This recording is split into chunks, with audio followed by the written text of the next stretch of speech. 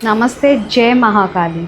आज हम बात करेंगे तीसरे ज्योतिर्लिंग के बारे में, महाकालेश्वर ज्योतिर्लिंग, जो साक्षात महाकाली के महाकाल है। काल का मतलब है समय और मृत्यु।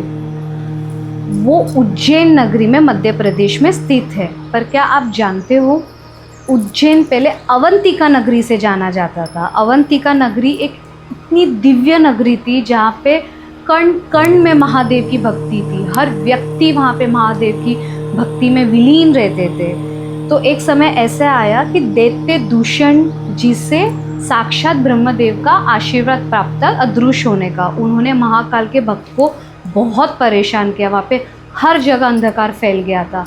तब महादेव ने क्रोध में आकर रुद्र रूप, महाकाल का रूप प्रकट किया और दूषण नाम के राक्षस का काल बन के उन्होंने उनको भस्म कर दिया।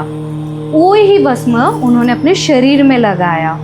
वहाँ से उन्होंने अपने भक्तों को ये आशीर्वाद दिया कि मैं काल के अंत तक इसी जगह में ज्योतिर्लिंग में रहूँगा। इसीलिए उन्होंने जब दैत्य का भस्म लगाया था, वहाँ से भस्म आरती की रिवाज शुरू हुई। उनको वैसे भी भस्म अति प्रिय है, पर उस जगह में कंपलसरी भस्म आरती ब्रह्म मुहूर्त में माना जाता है, जो हमारे भोलेनाथ महाकाल को अति प्रिय है।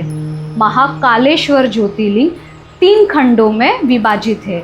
निचले का खंड महाकालेश्वर ज्योतिर्लिंग, मध्य खंड में हमारे ओमकारेश्वर ज्योतिर्लिंग और ऊपरी खंड में नागचंद्रेश्वर ज्योतिर्लिंग है। नागचंद्रेश्वर हमारे साल में एक ही बार उनका पट खुलता है, जो इस वक्त नागपंचमी में खुलेगा। तो मैं सबसे विनती करती हूँ कि ये वक्त अवश्य वहाँ जाके दर्शन लीजिए।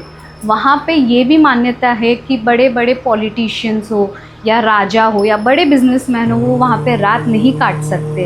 इसलिए कहा जाता है अवंतिका जो नगरी थी, जो दिव्य लोक था, जो वहाँ पे आज भी तप उस वक्त होता था, तो आज भी तप होता है, वैसे ही तप होता है। सत्य का प्रतीक है, जो हमारे शरीर, औहदे, हर चीज़ से परे है महाकालेश्वर ज्योतिर्लिंग। ये भी कहा जाता है कि तुला राशि वाले कभी ना कभी अपनी ज़िंदगी में महाकालेश्वर ज्योतिर्लिंग के दर्शन, जो लिब्रा है, अवश्य करना चाहिए। हालांकि सबको करना चाहिए महाकालेश्वर ज्योतिर्लिंग के दर्शन। जब मैं भी वहाँ गई थी पहली बार, तो मुझे भी वहाँ पे, जैसे कि हमारे साथ ऐसे बहुत लोग जुड़े हुए रहते जो हमारे बारे में अच्छा नहीं सोचते, जिनके सोच विचार में नकारात्मकता है, वो सत्य आपके समक्ष आता है।